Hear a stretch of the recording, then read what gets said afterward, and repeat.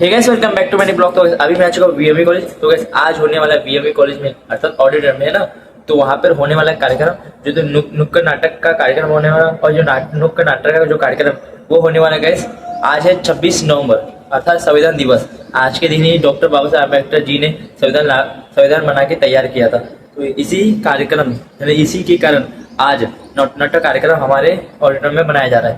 तो आपको मैं बताता हूँ, वहाँ बहुत सारी जानकारी दी जाएंगी, आप ध्यानपूर्वक सुनना।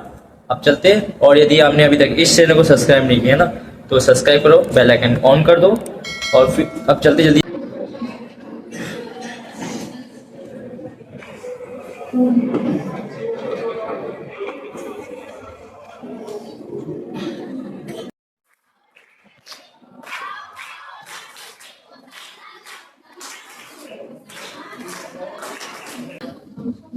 मेहरबान कदरदान साहिबान, आज हम आपके सामने पटनाट्य पेश करने जा रहे हैं। इसका विषय है सरिता।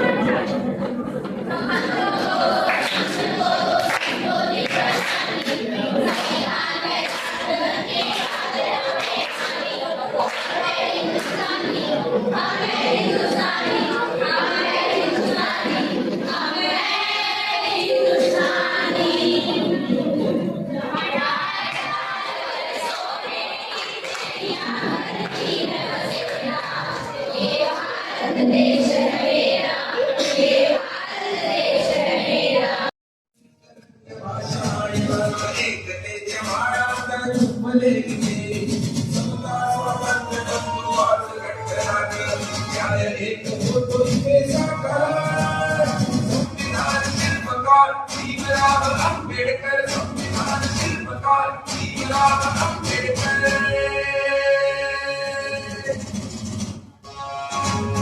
माझा इतिहास कोण देश आपला सार्वभौम लोकच निवडती पुनराजा ताकद आहे संविधान मुक्तीचा राष्ट्रगान शोषित पीडितांचा करी उद्धार देश आणि लोकांच्या मधील आधार आहे संविधान संविधानापरी संविधानवाद आहे काढून घ्या होईल संविधान शिल्पकार भीमराव आंबेडकर संविधान शिल्पकार भीमराव आंबेडकर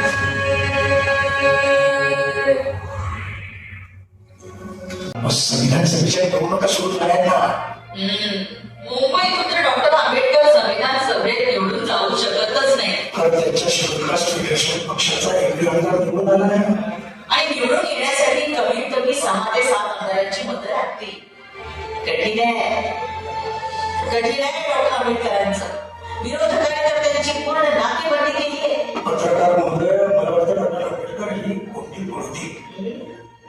मला वाटतं काहीतरी आणखी बातमी कळली आणि तुम्हाला डॉक्टर आंबेडकरांच्या पक्षाचे एक मात्र आमदार जे पश्चिम बंगालमधून निवडून आले आहेत जोगिंद्रनाथ म्हणतात डॉक्टर आंबेडकरांना भेटायला येत आहेत.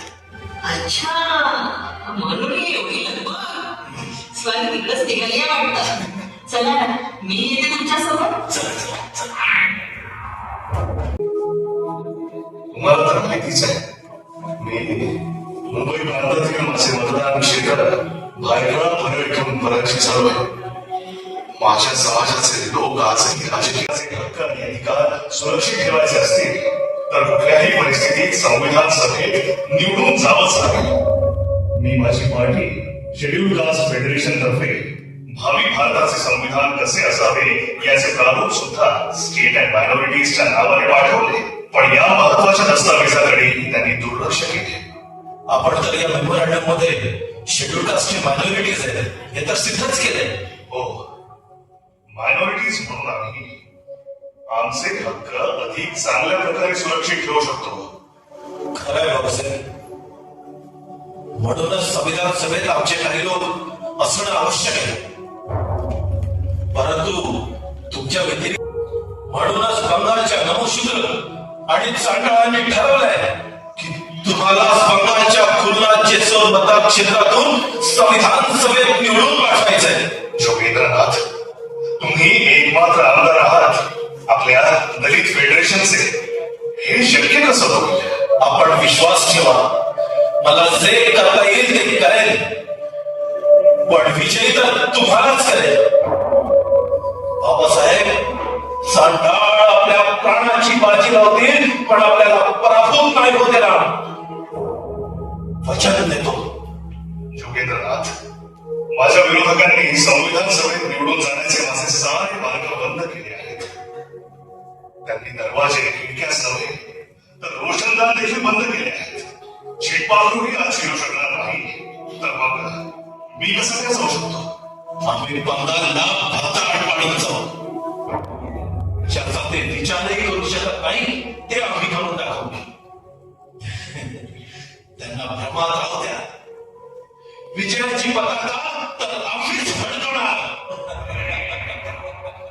स्वातंत्र्य मिळाले, त्यासोबतच देशातले भारत आणि पाकिस्तान मध्ये विभाजन झाले. बाबासाहेब जिथून निवडून आले होते ते बंगाल पाकिस्तानला देण्यात आले. खोची पत्रकार तुम्ही आहात, तुम्हाला माहित असेलच. आधी पोटातल्या बातम्या तुम्हाला आधी कळतात. डॉक्टर आंबेडकर संविधान सभेसाठी निवडून आले 20 जुलै 1946. त्यांच्या विरोधकांनी चंग पाडला होता. ते विरोधक तुम्हाला चांगले माहिती का? काय चाललंय ते तर निवडून आहे. हो, निवडून तर आहे, पण एव्हाना संविधान सभेचं सत्र संविधान सभेचं सत्र सुरू झालं नाही. शेवटी 9 डिसेंबर 1946 ला संविधान सभेचं पहिलं सत्र सुरू झालं. 17 डिसेंबरला डॉक्टर आंबेडकरांचं पहिल्यांदा संविधान सभेत भाषण झालं. सारी संविधान सभा त्यांच्या भाषणाने गजगजून गेली. एवढं राष्ट्रीय भावनेनं त्यांचं भाषण ओतप्रोत होतं. संपन्न अनपेक्षित धक्काच बसला त्यांच्या भाषणात. एका वेगळ्याच विद्वत आंबेडकरांचं दर्शन करण्यात झालं. संविधान सभेला एक दिशा मिळाली. त्याचे विरोधकही नव्हते. 15 ऑगस्टला भारत स्वतंत्र झाला. सोबतच भारताचं रक्तरंजित विभाजन झालं. भारत आणि पाकिस्तान 2 स्वतंत्र राष्ट्र निर्माण झाले. नंतर सगळं पश्चिम बंगालचा भाग पूर्व पाकिस्तानला देऊन टाकला. जेव्हा तिथं मुस्लिम बहुल प्रदेशही नव्हता. आणि डॉक्टर आंबेडकरांचं भारताचे संविधान सभेतील सदस्य संपलं नव्हे, संपवण्यात आलं. मग पुन्हा परत कसे काय डॉक्टर आंबेडकर संविधान सभेत? कच्च्या गुरुचे शिले थोडे नव्हते डॉक्टर आंबेडकर. इंग्लंडला जाऊन सारी बिल्डिंग आधीच लागली होती. इकडं रक्तरंजित विभाजनाची प्रक्रिया सुरू होती. ब्रिटिश सरकारने नेहरूंना सूचित केलं की एकतर जलसोड आणि खुल्ला भारतात राहून द्या किंवा डॉक्टर आंबेडकरांना विभाजित भारतातील कोणत्याही जागेवरून संविधान सभेत पाठवा. अन्यथा या विषयावर मार्ग काढणं कठीण होईल. शिवाय आतापर्यंत संविधान सभेतील डॉक्टर आंबेडकरांचं कार्य बघता तुमच्या लक्षात आलं असेलच की संविधान निर्मितीसाठी डॉक्टर आंबेडकरांशिवाय दुसरी योग्य व्यक्ती नाही. अच्छा, आता आलं माझ्या लक्षात. म्हणूनच नेहरूंनी डॉक्टर राजेंद्र प्रसाद यांना सांगितलं की आता पर्याय नाही. आणि डॉक्टर राजेंद्र प्रसादांनी मुंबईचे प्रधानमंत्री विजय खेर यांना पत्र लिहून डॉक्टर आंबेडकरांना संविधान सभेत पुढच्या सत्रात सहभागी करण्यासाठी डॉक्टर एम.आर. जयकरांचा राजीनामा घेण्यास सांगितलं. आणि त्या रिक्त जागेवर मुंबईची पोटनिवडणूक घेऊन डॉक्टर आंबेडकरांना निर्दलीय म्हणून निवडून संविधान सभेत पाठवण्यात आलं. कायदे मंत्री बनले, बनवावं लागलं. आणि मग 14 दिवसांनी बाबासाहेब बापूजी, मला वाटतं डॉक्टर आंबेडकरांना स्वतंत्र भारताचा पहिला कायदेमंत्री बनवून आपण बरं केलं. पण राजेंद्र प्रसाद एकदम त्यांना मसुदा कमिटीचे अध्यक्ष बनवणं बनवावंच लागले. पटेल त्यांची विद्वत्ता आणि त्यांचे या क्षेत्राचे बहुमूल्य कार्य नाकारता येत नाही. त्यांच्या अमूल्य योगदानापासून आम्ही वंचित राहू शकत नाही. जवाहर बाबू, स्वतंत्र भारताचे संविधान लिहिण्यासाठी मी ज्यांना निवडले आहे ते आहेत डॉक्टर B.N. राव. बाबू, डॉक्टर B.N. राव यांच्यावरच आदेश ते संविधान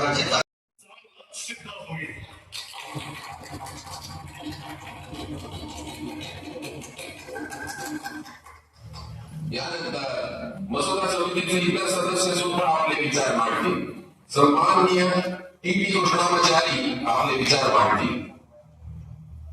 महोदय, भारताचे संविधान लिहिण्यासाठी डॉक्टर बाबासाहेब आंबेडकर यांच्यासोबत ज्या 7 सदस्यांची नियुक्ती करण्यात आली होती त्यापैकी एका सदस्याचे निधन झाले. त्या जागेवर दुसरा सदस्य गेलेला नाही, ती जागा रिक्तच राहिली. दुसरे सदस्य अमेरिकेत होते, ते कधी आलेच नाही. विरोधाभासाला लवकरात लवकर संपुष्टात आणावं लागेल. नाहीतर हे लोक या असमानतेचे शिकार होतील. हे लोक मोठ्या परिश्रमानं उभा केलेला हा राजकीय लोकशाहीचा टोला उद्ध्वस्त सूर्य क्रांती सूर्य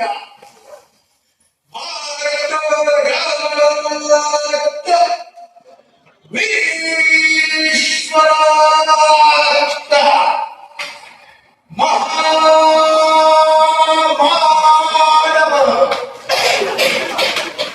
मानव हितैषी कल्याणकार प्रकांड पंडित बुद्धिमान बुद्धितेजा कायदा पंडित लेखन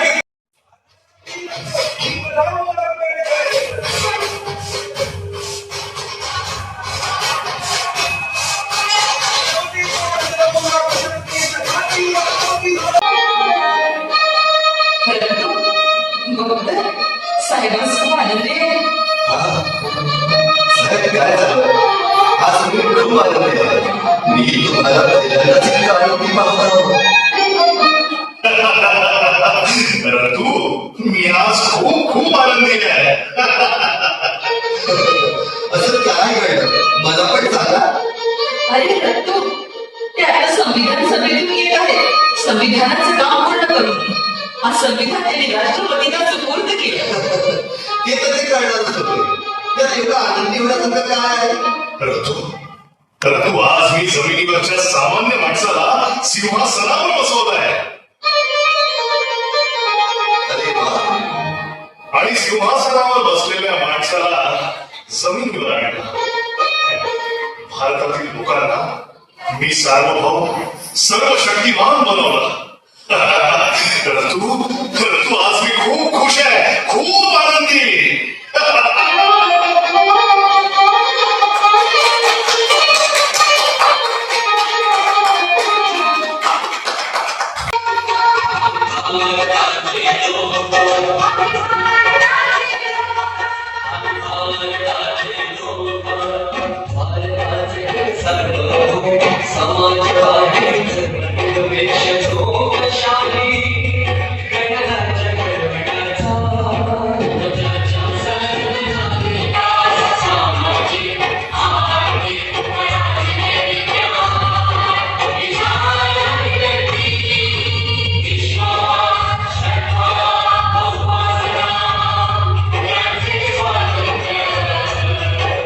दर्जाची संधीची समानता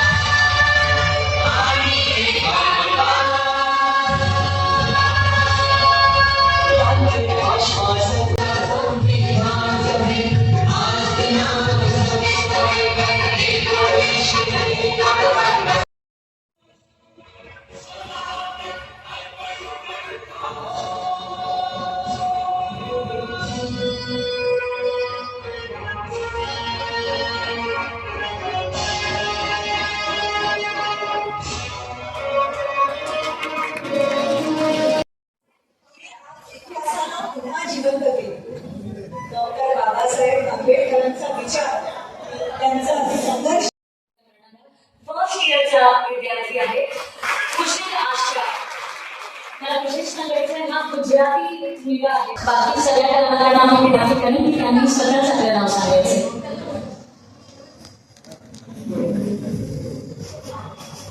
शिवानी चव्हाण.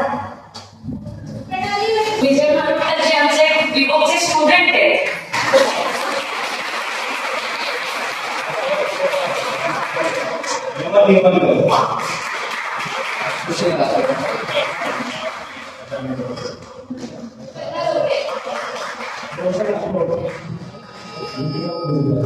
तो गाइस आई होप आपको आज का ब्लॉग अच्छा लगे. तो गाइस आपको आप बताना कमेंट करके नुक्कड़ नाटक का कार्यक्रम कैसा लगा और जो संविधान दिवस आज जो ऑडिटोरियम में बनाया गया है आपको कैसा लगा कमेंट करके बताना. यदि आपने अभी तक इस चैनल को सब्सक्राइब नहीं किया सब्सक्राइब करो, बेल आइकन ऑन करो. फिर मिलते हैं सेशन ब्लॉग के साथ. तब तक के लिए जय हिंद जय भारत.